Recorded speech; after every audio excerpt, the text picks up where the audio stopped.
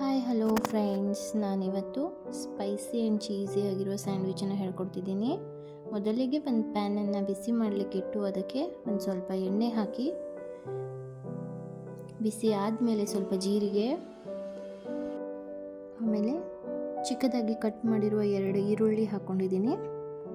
ಚೆನ್ನಾಗಿ ಫ್ರೈ ಮಾಡಿಬಿಟ್ಟು ಅದಕ್ಕೆ ಅರಿಶಿಣ ಪುಡಿಯನ್ನು ಹಾಕ್ಕೋಬೇಕು.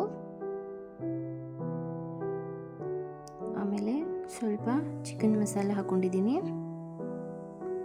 ಚೆನ್ನಾಗಿ ಫ್ರೈ ಮಾಡ್ಕೊಂಡ್ಬಿಟ್ಟು ಈರುಳ್ಳಿ ಫ್ರೈ ಆದಮೇಲೆ ಒಂದು ಟೊಮೆಟೊ, ಚಿಕ್ಕದಾಗಿ ಕಟ್ ಮಾಡಿರುವ ಟೊಮೆಟೊ ಹಾಕ್ಕೊಂಡಿದ್ದೀನಿ. ಆಮೇಲೆ ರುಚಿಗೆ ತಕ್ಕಷ್ಟು ಉಪ್ಪು, ಸ್ಪೈಸಿ ಬೇಕಿದ್ದರೆ ಜಾಸ್ತಿ ಖಾರದ ಪುಡಿ ಹಾಕ್ಕೊಳ್ಳಿ. ಖಾರದ ಪುಡಿ ಚೆನ್ನಾಗಿ ಮಿಕ್ಸ್ ಮಾಡಿ ಆದಮೇಲೆ ಸ್ಟವ್ ಆಫ್ ಮಾಡಿ ಕೊತ್ತಂಬರಿ ಸೊಪ್ಪು ಹಾಕ್ಕೊಂಡಿದ್ದೀನಿ. ಮತ್ತು ಗ್ರೀನ್ ಆರ್ಗ್ಯಾನೋ ಪೌಡರ್ನ ಅದರಲ್ಲಿ ಮಿಕ್ಸ್ ಮಾಡಿ, ಹೀಗೆ ಚೆನ್ನಾಗಿ ಮಿಕ್ಸ್ ಆದಮೇಲೆ ಇದನ್ನು ಸೈಡಲ್ಲಿ ಎತ್ತಿಟ್ಕೊಂಡ್ಬಿಟ್ಟು ಬ್ರೆಡ್ ಸ್ಲೈಸ್ನ ತೊಗೊಂಡು ಒಂದು ಬ್ರೆಡ್ ಸ್ಲೈಸಿಗೆ ಟೊಮೆಟೊ ಕೆಚಪ್ಪನ್ನು ಈ ಥರ ಸ್ಪ್ರೆಡ್ ಮಾಡ್ಕೋಬೇಕು.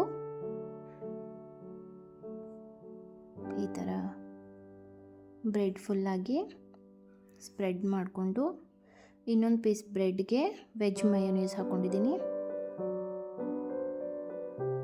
ಇದನ್ನು ಕೂಡ ಬ್ರೆಡ್ ತುಂಬ ಸ್ಪ್ರೆಡ್ ಮಾಡ್ಕೋಬೇಕು.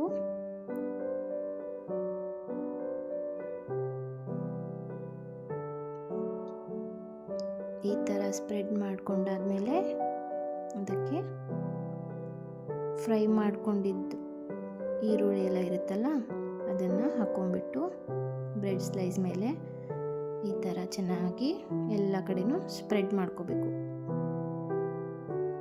ಹೀಗೆ ಮಾಡಿ